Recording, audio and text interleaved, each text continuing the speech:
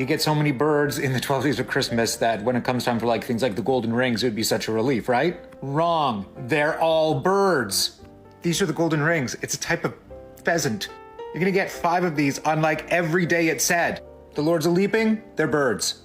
The pipers piping are not musicians, they are birds. The ladies aren't actually dancing because they are birds.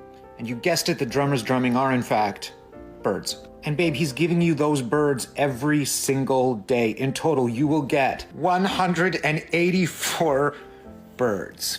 And of course, 12 pear trees, which is technically considered a mini orchard. Merry Christmas, your man is a nightmare.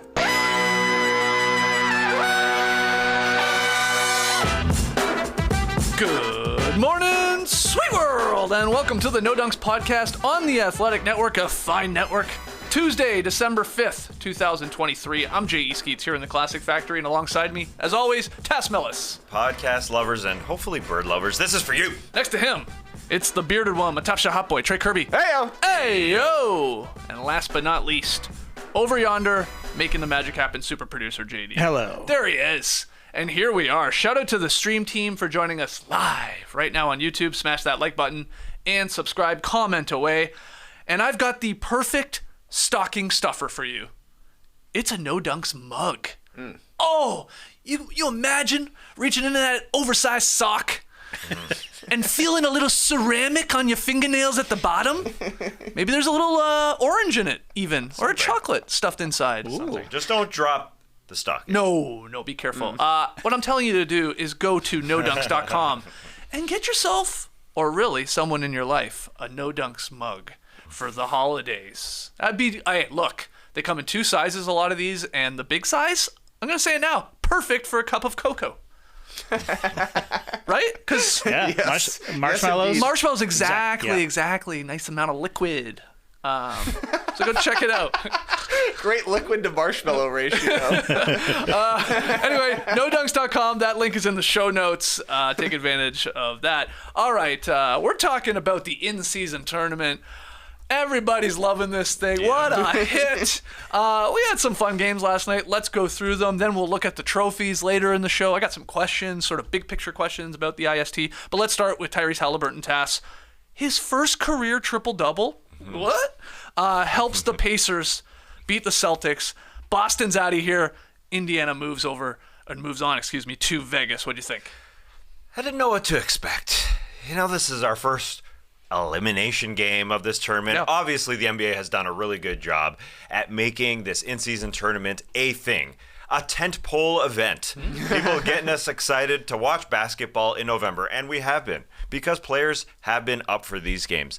But then to go to Indiana here, I just didn't know what to expect. You had the crowd buzzing, though. The crowd had their towels on each of their chairs in that stadium, ready to go. They were booing the Celtics from the pregame to Jason Tatum being at the free throw line, so it was exciting. And then, at halftime, Tyrese Haliburton, who was suffering from a respiratory infection, he was out. He was out Saturday's game, had to take an inhaler, and then in the third quarter, Puffed it up. He puffed just to feel better, and then in the third quarter, getting him to that triple-double because he took over 12 points, 5 assists in just that quarter, and then he played the entire fourth quarter, and it's not like he had to take over with the points, but he was just the guy with 6 assists and 7 points there in that fourth quarter that he played every single minute. He didn't have a stinking turnover in this game, which is remarkable, and he just kind of sealed it at the end with a minute 45 left.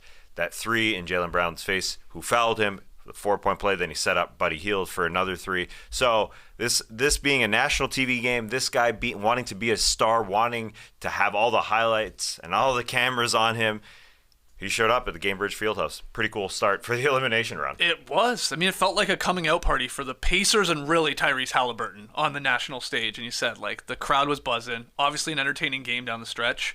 He made the big plays, took over in the second half, and yeah, the vibes were immaculate here in the IST. It was pretty cool. I just hate that it's tainted by PEDs. Going in at halftime, hitting the inhaler. I don't know.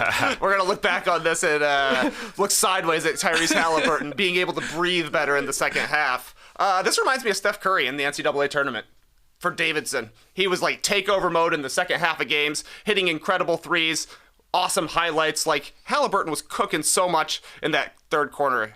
He had that drive where he like faked Drew Holiday out of his shoes. Drew does a 360 step back three. Had another one where he roasts Derek White for the switch hand layup at the rim. Scored or assisted on 19 straight for Indiana coming out at halftime. Hopped up on that asthma inhaler. It was awesome. The Pacers were doing a great job of setting screens for him really, really far out on the court, almost at halftime. The pace that Indiana plays with, coupled with the screens being set that high, just gives him an incredible downhill attacking lanes. But yeah, no turnovers for Tyrese Haliburton, but he almost had one. And it almost cost the Pacers the game because he threw that pass to the corner. Drew Holiday deflects it. 56 seconds left. That's a steal. Yeah. But it bounces right out of bounds. On the very next inbounds play, the three for Buddy Hield, which was almost the dagger, though maybe you want to consider the Aaron Nesmith dunk the dagger as well. It was just big play after big play after big play for Indiana. That was awesome to watch. And it sort of did feel like a college game with the bench reactions on all those shots. Either Halliburton's 4-point play, the huge Buddy Hield three where he got loose off the inbounds play, sort of from the corner, or that Nesmith dunk. I'm drunk. But you see the reaction from the Pacers bench.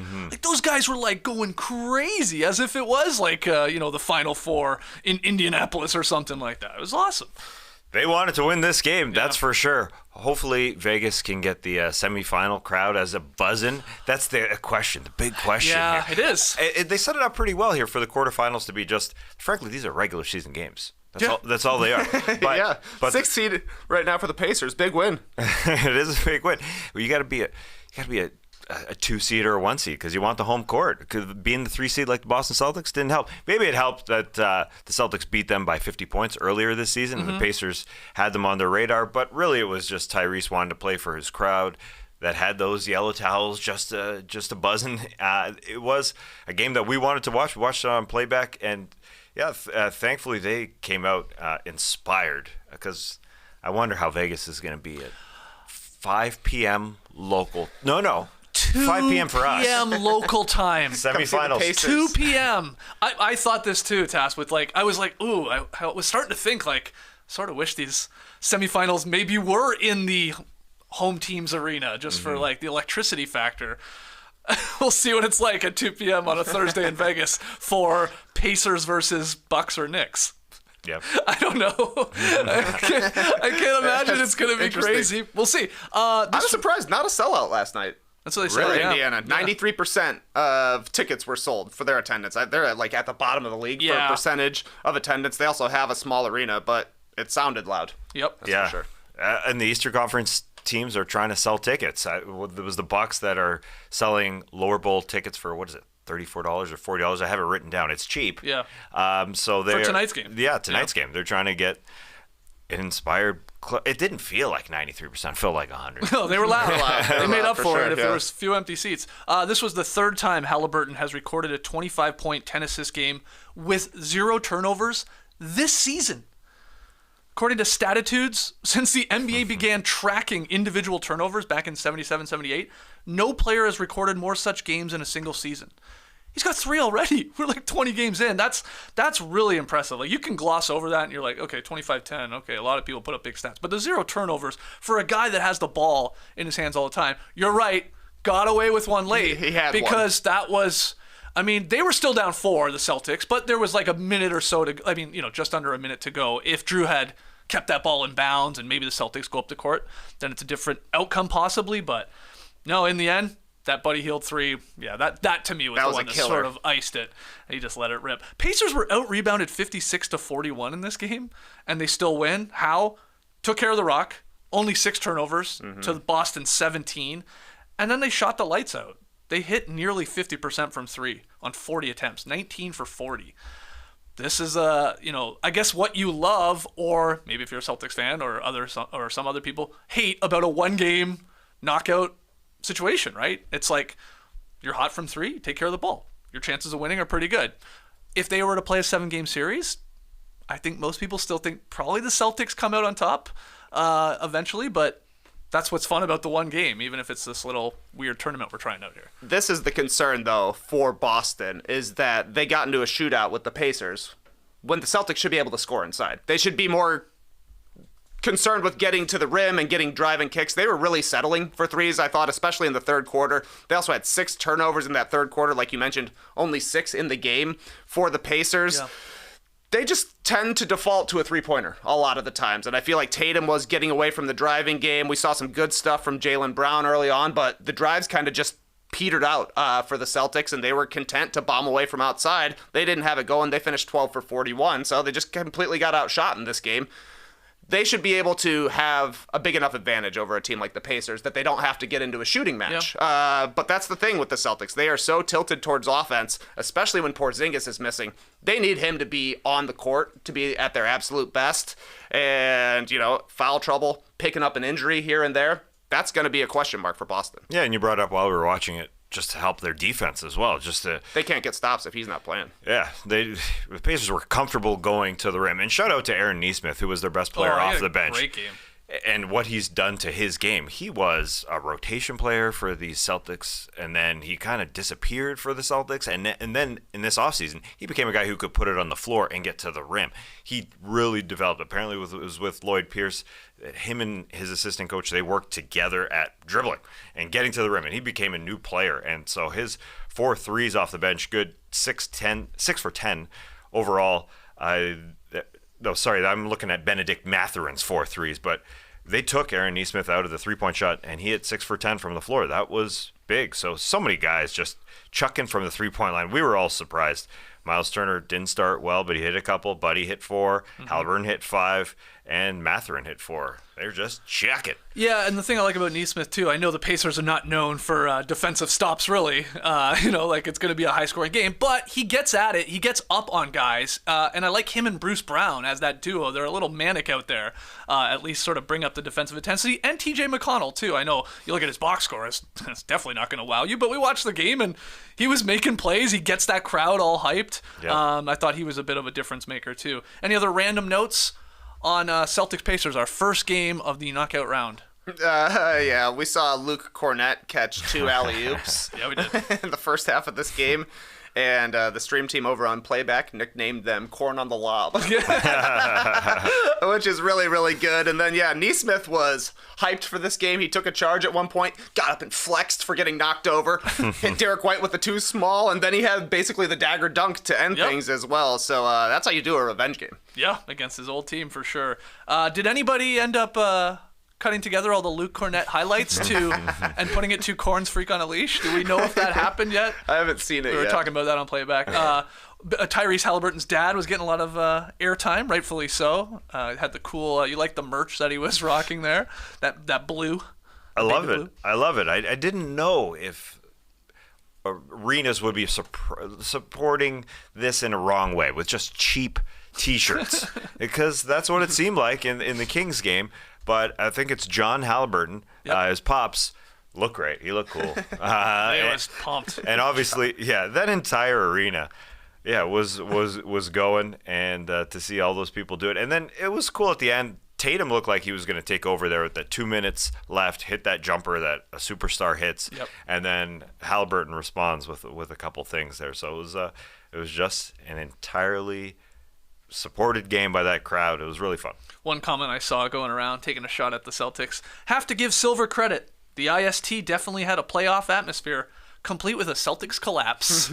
Oh, man, that's low. That's low, man. But it did have that. It's sort of true. This is what the Celtics look like when they lose. Yeah. They miss a lot of threes. Yeah, that's true. They sort of started trying to play the Pacers game, and they got the best of them there last night. Anything else from this one? No, I wonder how healthy Porzingis is, because they're keeping him out just because his calf is injured. So week to week, it's the old thing we've talked about with Kristaps Porzingis, and he missed playing for Latvia this summer. Just hopefully he can get back healthy. He did look cool with his jean jacket. Dark blue, very dark blue. Yeah, not worn a lot yet. Gotta break it Looked a little stiff. Yeah, it needs to wash it or at least wear it. One thing I do love about the in-season tournament, as soon as your team loses, you get to turn around and go, well, good. We don't want to be playing another game in the regular season. Especially if you're a team like the Celtics who have championship aspirations. I saw a little bit of that going around. Oh, good. Good. More guys won't get injured in Vegas. They don't have to play an 83rd game, hypothetically, if they made the finals. 5 nights off and 6 nights or something like that. Yeah, good. We threw it. Don't want it. Yeah, we didn't care anyways. I hate Vegas. It is. Yeah, sort of do. Can't blame them for It's colder than you would think right now. It is a regular season game. I think it's easy to forget. It seems like it really is. Yeah, totally. Easy to forget that. because they could screw up and just put them in this separate tournament. Yeah. That would increase their regular season games. That wouldn't be good. But I heard Stan Van on the second game say that $50,000 for each Indiana Pacer. Or he said $50,000 for the Pacers. Just because they won and went to the semifinals, So I guess. I guess it goes. It like the money you get increases. Yeah, with every win. With each Makes game, sense. with each go from the quarterfinals to the semifinals. Stan Van was excited. I guess some of the Pacers were excited. Okay. I guess John Haliburton was excited. I don't know. There you go, Maybe Johnny $50K. gets John some of that. Haliburton was pumped.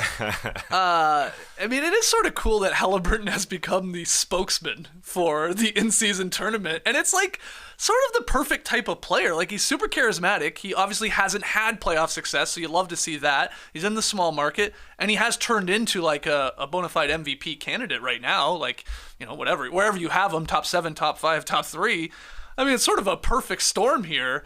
I know Silver in the NBA, they would like the Lakers there. They would maybe like a Knicks fan base there. I'm talking about Vegas, but I like this. I like having at least, well, maybe 2 if you want to count the Pelicans. Having a couple Cinderellas there is good for this too, I think. Especially the way the guy talks about this. Like, it is a big deal for the inaugural run. You agree, TK? I absolutely agree. He's very telegenic, charismatic. He gave that hilarious interview where he's like, I don't want to be a loser anymore. Yeah. They care, man. They completely care. In this game, I see, according to Hoops Hype, that for team salaries, Indiana is at the very bottom in payroll. So no surprise that they are giving it their all in this tournament. Sure. It actually matters a ton. Every single win to the guys at the end of their bench who were going nuts Yeah. in that last minute. Yeah, and the NBA must love Haliburton. He also wants to care about the All-Star game. He said last year's All-Star game sucked. He literally said that. An All-Star of the NBA, that was his first appearance, saying on that podcast, he's showing up. He wants every one of these tentpole events. It's funny calling these tentpole events. Yeah, it takes me back to the starters days, Yeah. I'll tell you that. That's what they're calling Put it on the them. calendar. Nora, I'll be traveling. Got another tent pole coming up. All right, let's move to the second game last night. Brandon Ingram leading the Pelicans past the Kings 127-117. So they advance to Vegas. They go to the semifinals. And Sacramento gets bounced. Their third straight loss. Trey Kirby to the Pelicans seem to have their number. But what were your takeaways from this one? Too small. Kings were looking a little small against the gigantic Pelicans team. Like, Brandon Ingram, he's a skinny dude, but he's still 7 feet tall for the most part. Domantas Sabonis looks big against most other big guys, but he is dwarfed by Jonas Valanciunas. JV. Watching those dudes smash into each other was hilarious. Going back way back on their Lithuanian teams, I'm sure they have elbowed each other in the chest a lot of times, and it was happening a ton last night. But this game, not quite as intriguing as our first game, because I thought this game was really won in the first half. In the last 3 minutes of the first quarter, first 2 minutes of the second quarter, New Orleans was a plus 15. Basically, when Trey Murphy, Jose Alvarado, and Najee Marshall checked in, they really amped up the intensity for the Pelicans. They were running, they were forcing turnovers. The Kings were a little lackadaisical with the ball in the first half, 10 turnovers. Fox had 4 in the first quarter. They were just a little bit out of sorts, and so they were playing behind for the entirety of the second half, it seemed like to me, the Kings. They got some really good shots. Herter had a lot of really open looks. They couldn't convert enough of them, and Ingram just made enough plays, and the Pelicans got enough contributions from basically everybody outside of Zion, though he was a decent passer, I thought, last night. The Pelicans are getting a lot healthier right now. This is like the most healthy they've been the entire season, and you can see why they're confident in their team, because they got a great performance up and down the entire roster. 6 players in double digits, and that's including Zion only having 10. Yeah, and missing Larry Nance Jr., but I agree. They look a lot deeper when you have all these guys back. It was something we talked about, I guess, on Monday's show when we gave them a winner of the weekend with Trey Murphy returning over the weekend. He had another decent game, obviously hitting threes, but what do you think of the Pels? Definitely their depth was the biggest factor. Rob Pelinka said the Lakers may be the deeper team preseason. And Stan Van last night said, I think the Pelicans are the deepest team. And when they are healthy, they were the leader of the Western Conference standings last year, December. And then they kind of fell apart with injuries with Zion. And I think that's why he's taken on a lesser of a role just to get everybody involved. And they've all come back healthy. As you said, the first quarter was big. I thought the Kings, me being dumb, I thought, all right, they are joining the Las Vegas semifinals. They look good. They were up 14 to start this game. Yeah, they hit 12 of their first 14 shots. They're hot. Yeah. And then the Pelicans bench came in and changed things. We talked about TJ McConnell. Jose Alvarado was the TJ McConnell in this game. He had the broadcaster using his Grand Theft Alvarado nickname. Yep. Shocking. Trey Murphy, 3 baskets in that first quarter off the bench. That Herb Jones tip in, I love that. That was Pelicans coach Willie Green calling him in with a second and a half left in the first quarter to line up for a free throw. It wasn't his free throw. He's lining up. He just comes in basically to try and tip in a missed free throw. They didn't miss it on purpose. Trey Murphy didn't miss it on purpose, but Herb Jones just tipped it in, and they were inspired. So other guys, deep on the roster like Jordan Hawkins, Dyson Daniels, they don't play because you have so many deep players that just know how to play the game, and they came through like everywhere. CJ McCollum, who's also come back, 7 assists. Ingram, look at the board, 6 assists. Zion, 6 assists. Herbert Jones, 6 assists.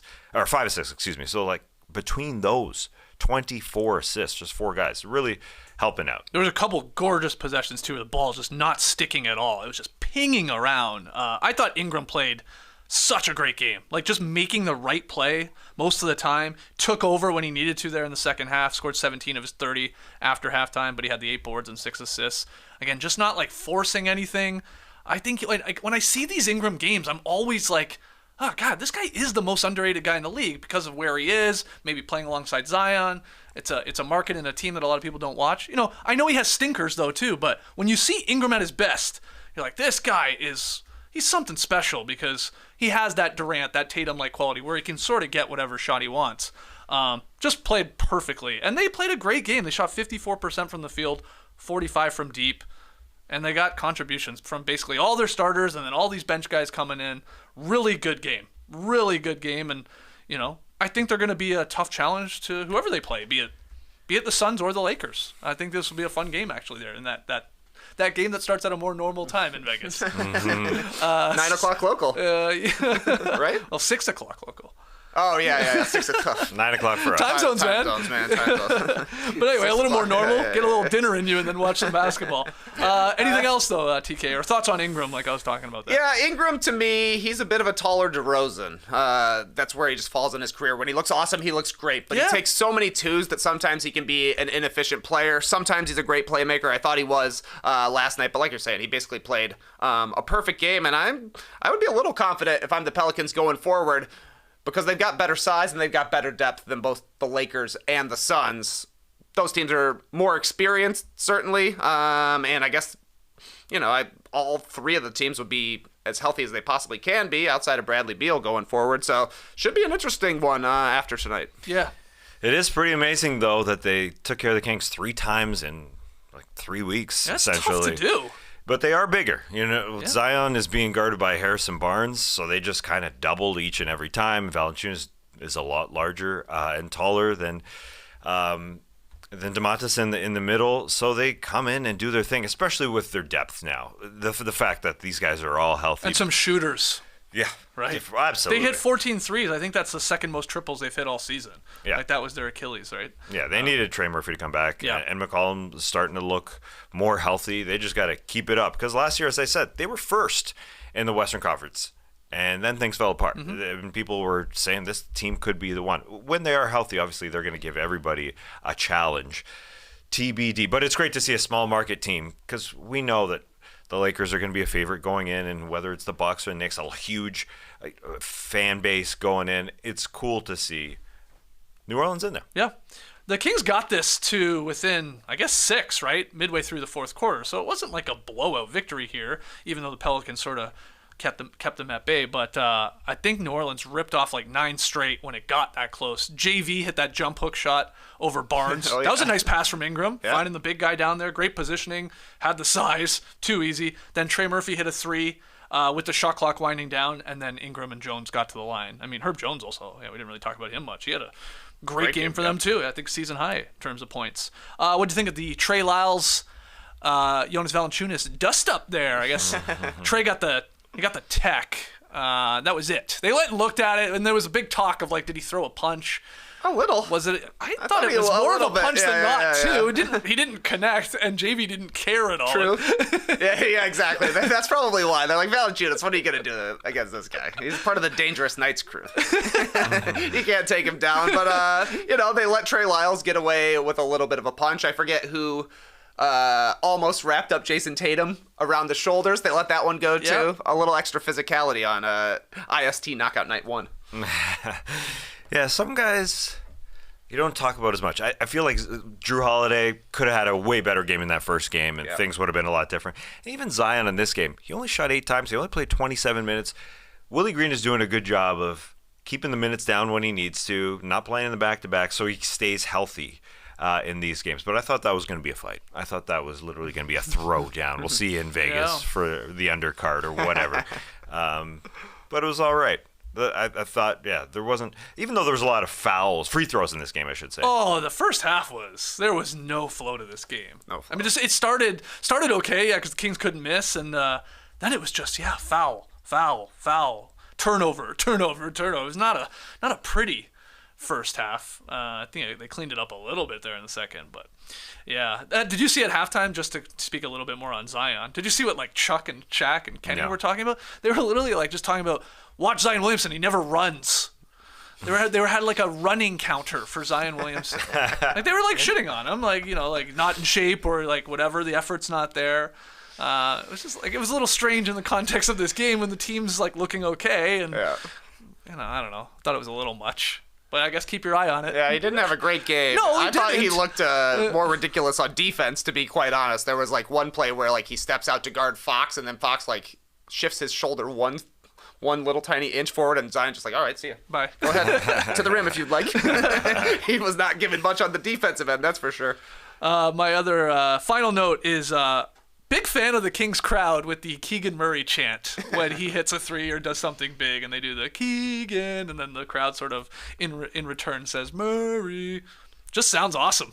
And they were committing to it well there in the in-season tournament. He had a nice game. Any other notes? Yeah, he looked good. Malik Monk obviously contributing off the bench as well. 5 threes for him, 4 threes for Keeg. I was just questioning the NBA in-season tournament T-shirts. Yeah, we weren't a fan of those. They were pretty basic. I'm okay with the players wearing them pregame, warming up with them, but the fans need more. They deserve more. Well, it's a quick turnaround, I guess. I mean, when did they find out true. they were going to be hosting a game? I'm just. Oh, come on. Like last Tuesday, right? Yeah, I guess. Yeah. You got a well, week? they didn't know. They had to beat the Warriors. Then they had to know whether they were going to have home court. I'm just trying to. They just look real simple. They're very simple. Very simple. Beyond simple. And what would you have players. liked? You got any ideas? Honestly, just the players' font size looked better.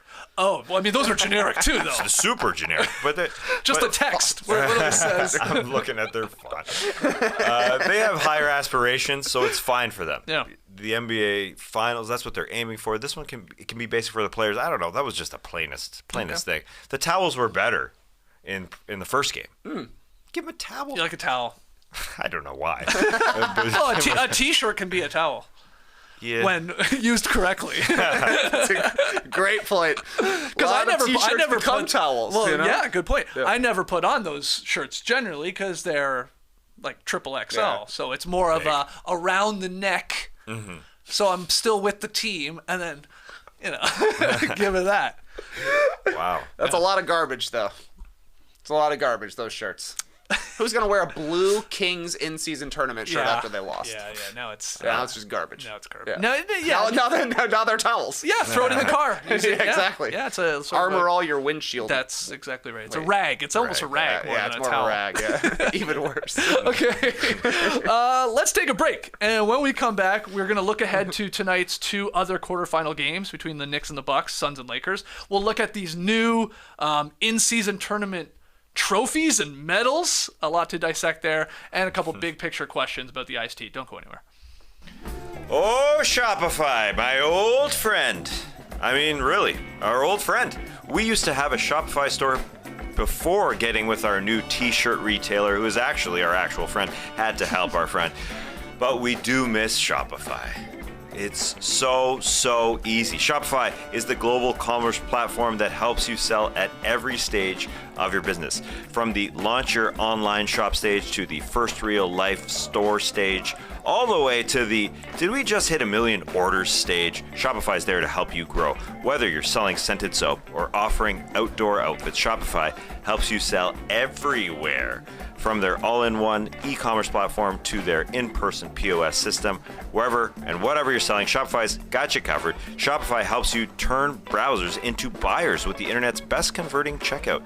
36%, check that stat, better on average compared to other leading commerce platforms, and sell more with less effort thanks to Shopify Magic. This is interesting, your AI-powered all-star.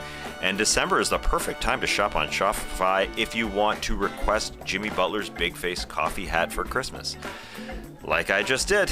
You see that? That's how you do it. Shopify powers 10% of all e-commerce in the U.S., and Shopify is the global force behind Allbirds, Rothy's, Brooklinen, and millions of other entrepreneurs of every size across 175 countries. Plus, Shopify's award-winning help is there to support your success every step of the way.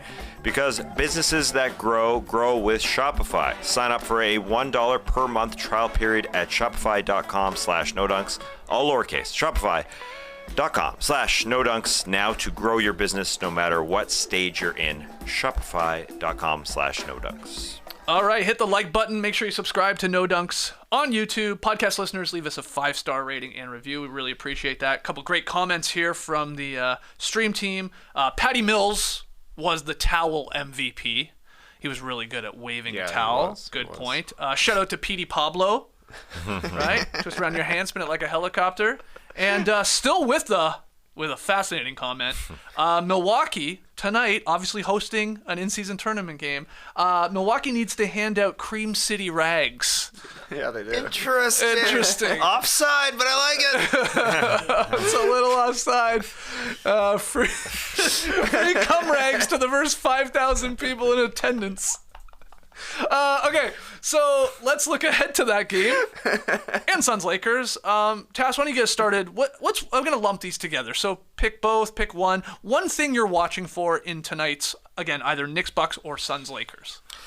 Well, the problem with the Lakers, depending on who they face, is size. That is the thing. But against the Suns, it shouldn't necessarily be a problem. So I'm going to be watching that. I'm going to be watching LeBron want to go to Vegas. I think LeBron is going to play his best game tonight.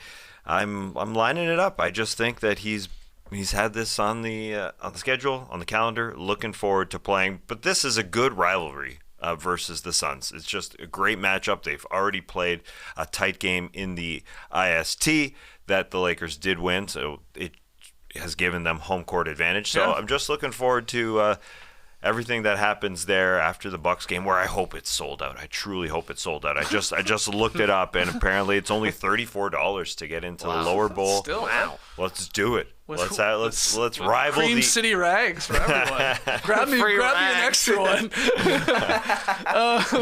Okay, so you think the Lakers with that matchup? This would be like the Pelicans, what they did to the Kings. Mm-hmm. If the Lakers win this, that would be their third victory over the Suns early this season. Right. Though Booker didn't play in the first two games, so there is that to note. He's obviously one of their best players, one of the best players in the league.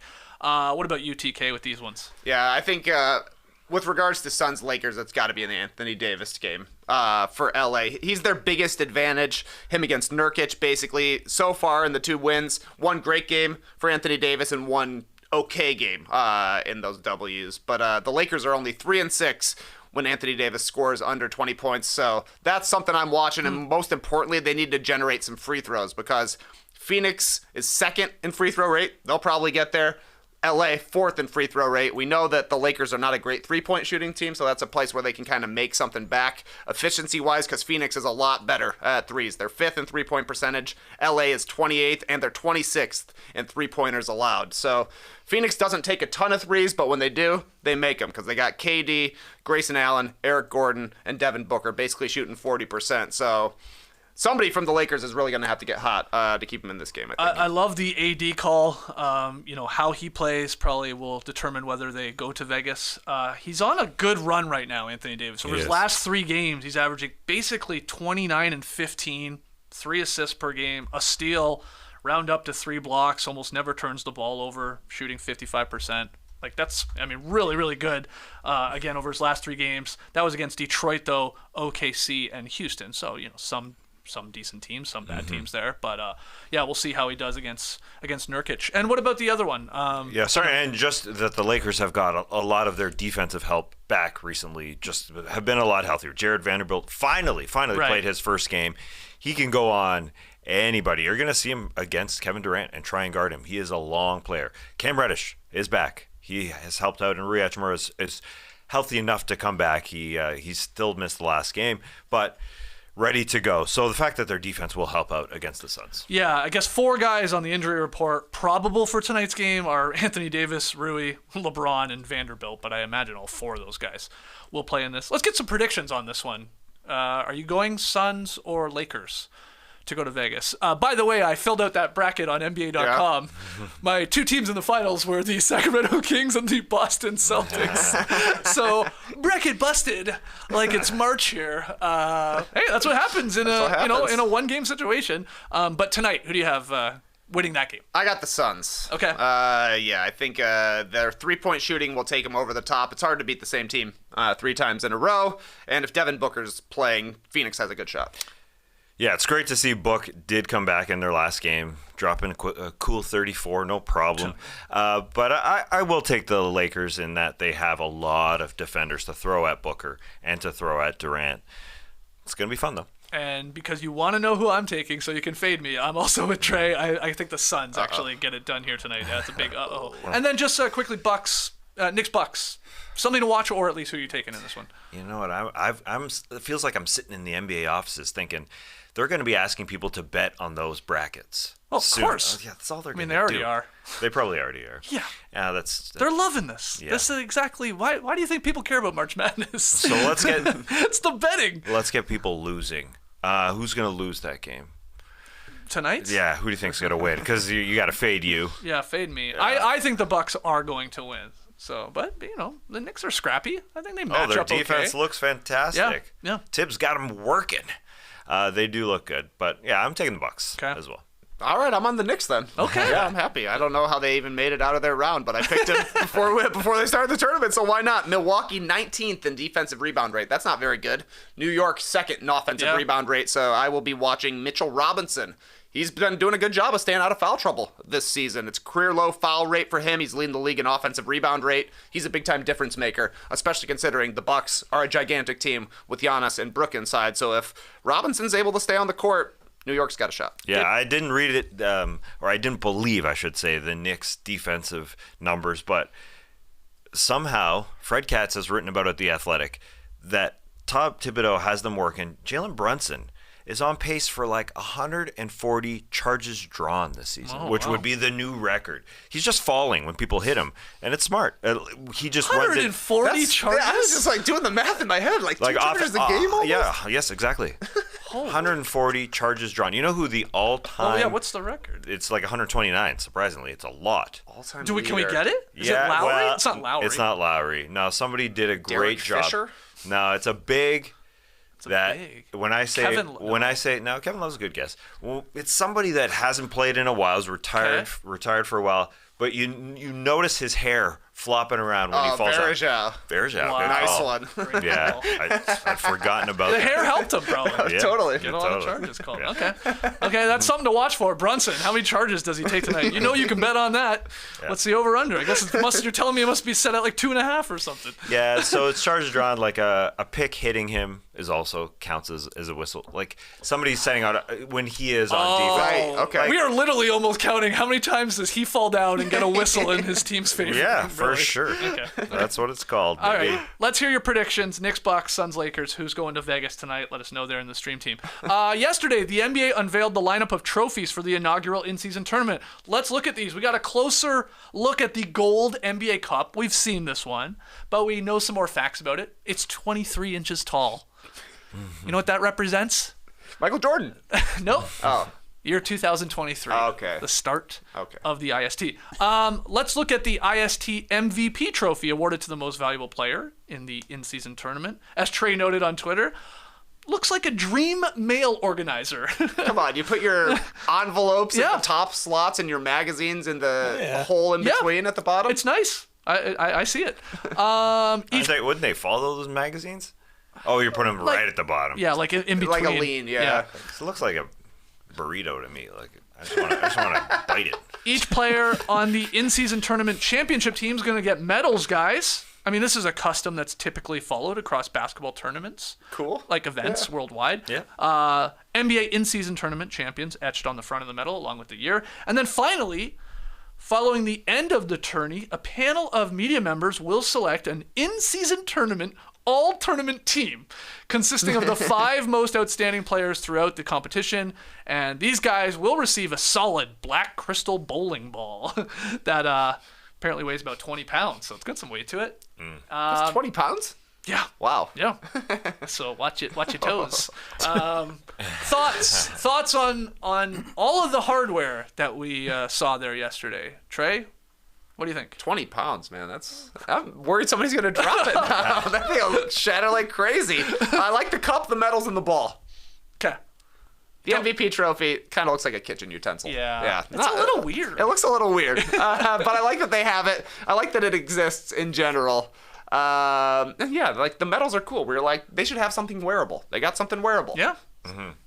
Yeah. And they did pretty good with the cup. I totally agree. I like the name of it, NBA Cup. I think they're trying to internationalize this thing, make it more like football, like soccer. The FA Cup that they win, but it's 23 inches tall. Yep. Is it going to grow every year as we get to I don't think so. 2023? I don't think so. It's just going to be that inaugural year. Okay. JD, do you have any thoughts on the hardware? I like them all, actually. Yeah.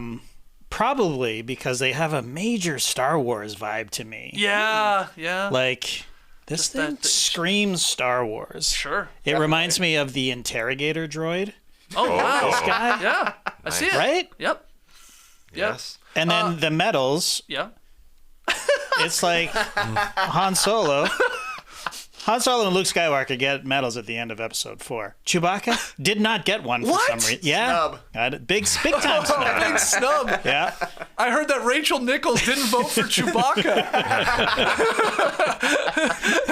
And Hubie. Wow. Hubie Brown was the only vote for Chewbacca. Incredible. But when there's a closer look, this is the Jedi. This is what the rebellion gives out. Okay. But the actual ones, they kind of look like the Imperial medals, like the bad guys. I mean, they're close, right? Hey, Right.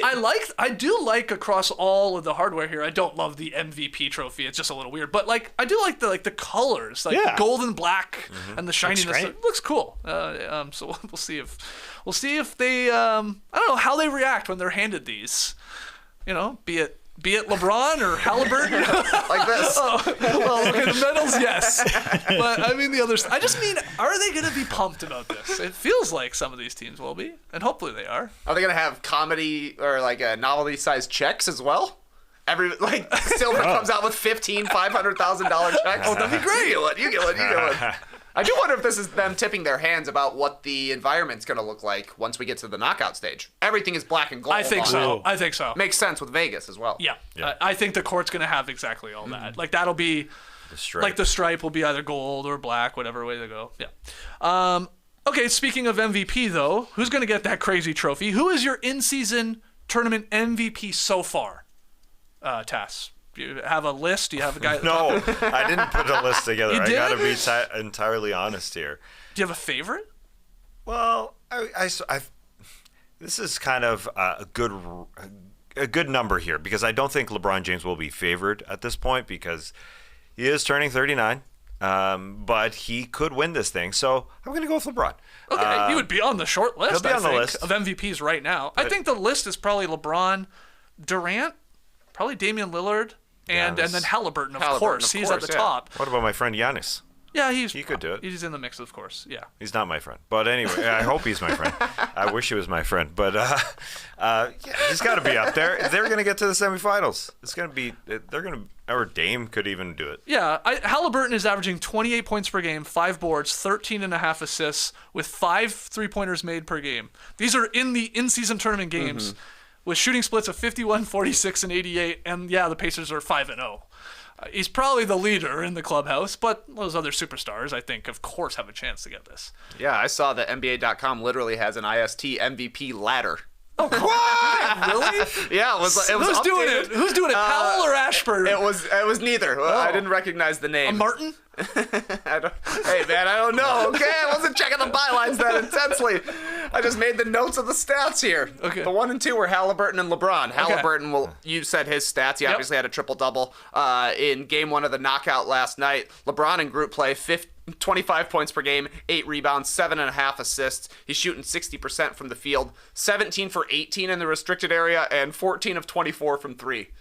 He's the Western Conference MVP, I think, so far, and then Haliburton is the Eastern Conference MVP. And we'll see how far LeBron goes. So here's a real question. Because Booker missed some of those in-season tournament group play games, if Booker has an incredible game tonight, semifinals, leads the Suns to a championship, will the voters or whoever, determines this, Silver and his skims, I don't know, will they give more weight to the knockout games than the group play games? Because apparently they're all folded in here. You would have to assume so, right? So, yeah. I think so. So Haliburton, that definitely helps his case with the trip dub there in one of the knockout games. All right. I didn't know that these stats existed. Oh, yeah. I just thought they were like a play-in tournament thing where eventually they'll be on. I mean, you can just do the math and figure it out. They've played in 4 games. Well, the one for a lot thing of we these brought guys. up on playback last night is what happens with the stats for the final game, that mysterious game 83. Because these stats, of course, count to the regular season. Right. But will that 83rd game that those two teams play? Like, if somebody goes for I think so. I think 80 points in the finals, is it going to count? Like last year, wasn't that the year that Mikal Bridges played in 83 games just because he was traded? Yeah, that happens. You're right. And that does count to their stats. Yeah, okay. Okay, Yeah, probably. Schumann, are you out there? Let us know. Let us know. Michael Wright, he does the ladder. Yeah, it was Matthew Peterson did Oh. the IST ladder. Wow. I mean, you could have told me it was Cute Steve doing it. No, He's doing the knockout rounds. One more question. I saw this on ESPN. I thought it was a fun one. Trey, we'll start with you if you've got an answer here. What's one thing about the in-season tournament that you would change? I mean, we are big fans. We're loving this so far. But is there something you would change moving forward? The name. Okay. Number 1 for me is the name. It's fun to say IST, but in-season tournament just feels like a placeholder. It does. I So agree. do you I think think that's a big NBA one. Cup will be what Why it becomes? not just NBA Cup? Yeah. Yeah, I mean, Yeah. WNBA calls their in-season tournament the Commissioner's Cup. Yeah. So maybe they're not trying to do exactly the same, but you're playing for the NBA Cup. The Silver Cup sounds sort of cool, too. Yeah, but it's gold. Damn it. How about the Skims Cup? See, that might be the thing. Maybe they're just saving the name for a sponsorship, which is too bad. How about just the Tip-Off Classic? It's early in the season. Okay. I like classic. Yeah, I don't know of about course. tip-off. Yeah, because- you're right. It's not totally the No. tip-off. Totally all right. agree. So name change. I think most people would agree with that. I think we will get there too. It'll either just happen naturally, or they'll or sponsor or something. Yeah, it's the soccer effect. They Yeah. just want it to be like the FA Cup. Let's just do it. Just throw a cup. And that's why they've done pretty well with as you said, the NBA trophy here, the trophy for the winner, because it's unlike the finals trophies, and it just has such a simple name. I'm glad they didn't name it after some random player, and it's just going to be a cup. Well, it's eventually going to be the Haliburton MVP or something like that. yeah. They're going to have to make it 0 inches tall because he's number 0. Let me throw a couple things that some of our friends at ESPN thought might be decent changes. So Tim McMahon, again of ESPN, he wrote, "As someone who believes sportsmanship is the most overrated thing in sports, I'm all for running up the score. However, for the sake of attempting to keep the peace, the league should probably cap the point differential benefits for each game. Maybe put 15 points as the maximum to prevent the awkwardness of intentionally hacking a bad free throw shooter midway through the fourth quarter of a blowout." That's McMahon's idea, because we did see that come up, right? This idea of teams Did I write that? Hey, it could have happened to anybody. of teams running up the score in the group stage. Do you think there's something to that maybe? Or keep it the way it is because it's hilarious. Okay, so that was my second more serious suggestion. It was Okay. something along the same lines. I think there should be more games in the group stage because we ended up having 7 teams finish 3-1, and only 4 of those teams moved on. So the point differential night, that was last Tuesday, right? It was Yeah. pretty cool, Yeah. but also pretty weird, Yeah, to be yeah. quite honest, which then leads to the Celtics hacking Drummond and having to apologize to the coach, but then also the Celtics getting mad that Buddy Hield took a 3 at the buzzer last night. Like, you can't have it both ways. And the way of the NBA for the first 76 seasons has been the unwritten rule of don't run up the score at the end of the game. So I do think there's something to play with there. What about a twist? What about almost ditching the point differential and replacing the tiebreaker mechanism with quarter wins? Like, you're actually playing to win each quarter. Interesting. Where then it's not so much like, oh, we got to win by 35. It's just you got to win the quarter. That would probably reduce like these crazy, like, you're up by a ton, but oh, we got to be up by more to hopefully get in.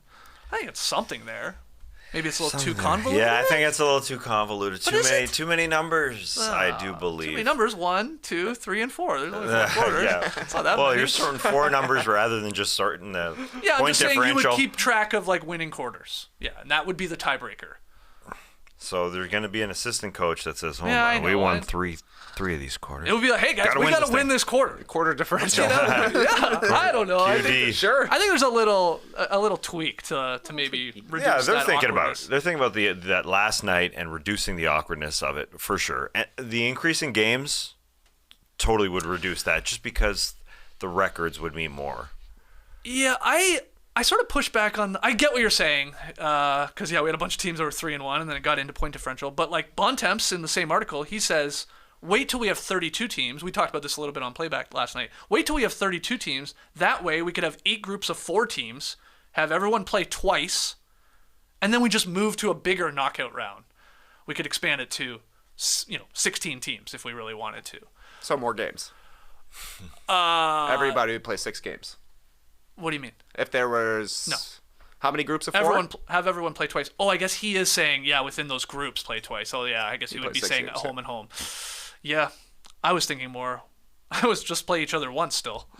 I just want to get to the knockout. This is the fun. This is the March Madness part. Yeah. So let's just get there earlier and have more teams and see if they can make a Cinderella run or whatever. But it has been cool because the teams have been into the regular group stage games. Yeah, they have. They've been into it, and that's why the NBA is saying, "Oh, this is good." TV stations are going to pay a little bit more. Advertisers are going to pay a little bit more when we negotiate come March. And so it's going to help. But they shouldn't get mad at players just for shooting the ball. Like yesterday, Buddy Hield shot one at the end, just shot a 3 because Pacers fans were yelling, shoot it, shoot. They literally were yelling, and that's why Buddy was asked after, why'd you shoot it? Well, the fans were yelling at me to shoot the ball. Why shouldn't I shoot the ball? He turned and he shot and he hit it. Nice shot, Buddy. He hit his over, too, for 3-pointers made. He did. Not to bring it back to gambling, but if you had the over 3.5, he helped you out there. The fans helped you out, I guess. Way to go, bud. Way to go, bud. And McMenamin had one more thought. He says, the number 1 seed coming out of group play should be able to pick its opponent instead of automatically facing the 4th seeded wildcard team in the quarterfinals. Just an idea from Dave there. I don't mind it. I mean, we always like the idea of like, and we've talked about this in the playoffs, right? The idea, the concept of you get to pick who you want to play and how fun that would be. I could see it working here in sort of a lower stakes NBA Cup. Why not? Good way to try it out. Yeah, give it a go. All right, we'll take a break, one more, and when we come back, tweet of the night. It's the season of giving, and nothing feels quite like giving the perfect gift. That one you're so excited to watch be opened. That new game system. That ticklish stuffed animal. That custom suit from Indochino. Because no gift fits more perfectly than an Indochino suit. They're made to measure and totally customizable with endless options. You can choose your own cut, fabric, lining, and more to create the suit of your dreams at a surprisingly affordable price. I noticed we have the No Dunks holiday dinner on the calendar. Yeah, that's for later right. This week. This Friday. What better way to kick things off than with the exchanging of Indochino suits? Oh, wow. Indochino makes getting measured easy, so maybe after we've taken the 10 minutes to set up our measurement profiles, we do a name draw, and you get to customize a suit for whoever you draw. With new colors, fabrics, and outerwear styles, the possibilities are endless. Buttons, vents, pockets, lapels, you pick them all, baby. Oh, I'd love to see what Skeets makes for me. I would love to see the linings you choose, Skeets. Oh, it's a little Harry Potter theme inside there, I think. I may have Maybe to a go- little custom pocket for your wand. Yes, thank you. Thank you indeed. I chose Draco Malfoy's wand. What a spooky guy. Anyways, you can give a perfect fit gift with Indochino. Go to Indochino.com, use code NODUNKS to get 10% off any purchase of $399 or more. That's 10% off at INDOCHINO.com with code NODUNKS. Okay, we've talked a lot about the in-season tournament. Let's talk about something else. Let's get to tweet of the night. Tweet of the night. Wow. Twitter. Yeah, this tweet comes to us from somebody in the NBA family, but it ain't about basketball. Hardly at all. Maybe an answer will be about basketball. Nonetheless, it's from Nate Jones, at Jones on the NBA, who simply tweeted out, "My first enemies," along with a picture of Gargamel and Skeletor.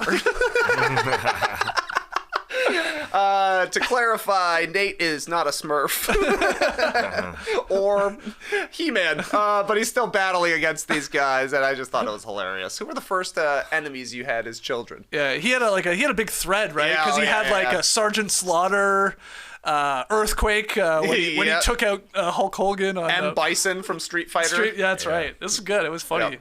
I've got an answer. One of my first ones that I can remember, the Gorgs from Fraggle Rock. Oh, the Gorgs. I used to hate these giant beasts trying to take my Fraggles. Or I guess really trying to get the was it the radishes? Was that was like the currency in this show? Was it? Yeah, I I think don't it was remember that. radishes. This was like a statement about the world, I guess, here from Jim Henson and the Muppet Gang. But yeah, like the Fraggles wanted the radishes, the Doozers wanted like those little construction guys, they wanted the radishes, and then they wanted the radishes, these Gorgs. But these were like those, 20 feet tall giants. I hated them. I hated those parents, so the king and the queen in the back so much. Junior was a bumbling idiot. Always reminded me of Timofey Mozgov. But I hated those two in the back. Those are my enemies. That's my answer. That was a great tweet. It did take me back because I went yeah. through all of that thread, and I saw Shredder. Hated Oh, it. Shredder, big yeah. time. And was it Kang? Krang. Krang, Yeah, not yeah. Kang, yeah, Krang. Krang? I didn't mind Krang. the brain and- yeah. I didn't mind. But Shredder hated. I didn't realize Skeletor was He-Man's opponent, the bad guy in He-Man. Right? Where'd you I think he was forgot. from? I just forgot. I was just so happy watching He-Man. I never hated anybody. I guess I just forgot Skeletor existed. Yeah. I forgot him. Fair. I wanted some Sesame Street opponents on there. I wanted Oscar the Grouch. I wanted Snuffleupagus. No, I didn't mind. What? No, Oscar the Grouch. Yeah. Just always hating. Yeah, he's One angry, of the first angry haters you dude. encounter. You didn't like that he didn't compost? Well, he ate everything. I think that's true. He didn't really throw Did things he? out, did he? He ate everything? That's what he did in there? He's garbage, man. He was the compost, You I just guess. blew my mind. I never didn't know. I didn't- thought he just lived. I in thought a he just trash lived can. amongst the garbage. Yeah, I didn't realize he maybe Yeah, nothing else played to his eat. part. Yeah, Yeah, might seems as like a well. cool guy. Changes everything. You gotta eat sometimes. And he just had garbage laying all around him, so why not? Why not eat garbage? Do you guys, JD or Trey, have other first enemies to add to this? I mean, not cartoon. Like Yeah. my first scary monster was Jaws. My dad took me to see Jaws in the theater when it a week after it came out. Wow. I was 5. That altered me for that life. made some- No wonder you're such a fast swimmer. Right? Yeah. Dad, get me in the pool. Yeah, but we were first in line for Jaws too when it came out a couple of years later. So I loved it, but I hated that shark. I hated that darn shark. How does the first one end? Spoiler alert, everybody. Yeah. He gets blown up. He's chomping on a scuba tank, and Roy Scheider shoots the tank, and that blows up, and it's in his mouth. And then, so what's the premise of Jaws 2? It's just another shark? It's another shark. Yeah. It's always one. another shark. It's always another shark. What about you? Yeah, it's the Decepticons for me. Ooh, good one. Yeah, I used to pretend to be a transformer, just be out. Look at now I'm a car. What are you, Bruce from Survivor? That's why I like it. Like that bit so much. Oh, but man, I went on the Transformers Wikipedia today. That's a thing. Yeah. The Decepticons are one of the primary factions in the Transformers mythos. They're typically concerned with such things as conquering Cybertron, defeating the Autobots, amassing large quantities of energon, developing powerful weaponry, and beating people up. Not necessarily in that order. Wow. Yeah, these guys. See, I sort of like jerks. I thought they were sort of cool though too. They were unfortunately they were cool. Badass. Yeah. They're sort of like NWO style. You're like, yeah. this heel faction. Megatron, that are come on, badass. man. Legend. All right. That's why I love going to New Orleans. Sometimes you just see people in their Transformers costumes just on the road, Oh, just doing their thing, being extremely transforming. talented. Yeah, hopefully they bring them as mascots to Las Vegas. They're great. All right, great tweet there from @Jones on the NBA. Your first enemies. Let us know there in the comments who you got on your list. There's some good ones. Freddie and Jason. Sure. Mike Tyson from Punch-Out. Whoa. Dr. Claw from Inspector Gadget. Ooh. Yes. Yeah, very good. Good one. Rita Repulsa, who I think is maybe a Power Rangers Oh, yeah. enemy. Yeah. Didn't watch that really. Yeah, that probably was a little after your time. Yeah. Okay. Not bad. It's great answers. Yeah. Okay, that's it for today's show. Hopefully a classic. You tell us. 5-star rating and review. Hit the like button. Make sure you subscribe. We're jumping back on playback tonight for Knicks-Bucks. 7:30 p.m. Eastern. We'll go live. Second screen experience for a lot of people here in America, but international league passers, you'll be watching with us there on screen. We had a great turnout last night for the first game between the Celtics and Pacers, so hopefully a lot of you come back out tonight and kick it with us. We had a very weird tangent about Adam Silver wearing Skims.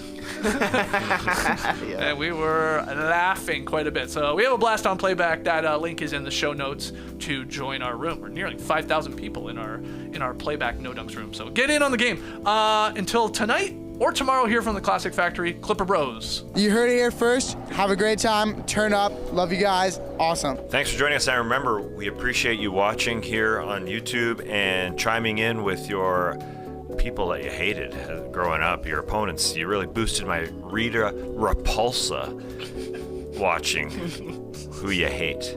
Rita Repulsa. I thought I watched a little of the Power Rangers. I didn't know about Who Rita. is Rita? I gotta look this up. How do you spell Repulsa? Just like it sounds. Okay.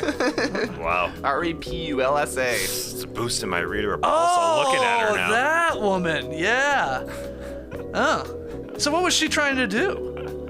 Just take their powers? Yeah, probably to keep Or them more of from- their ranger skills? She always wanted to stop them from morphing. All right, embrace the day, people.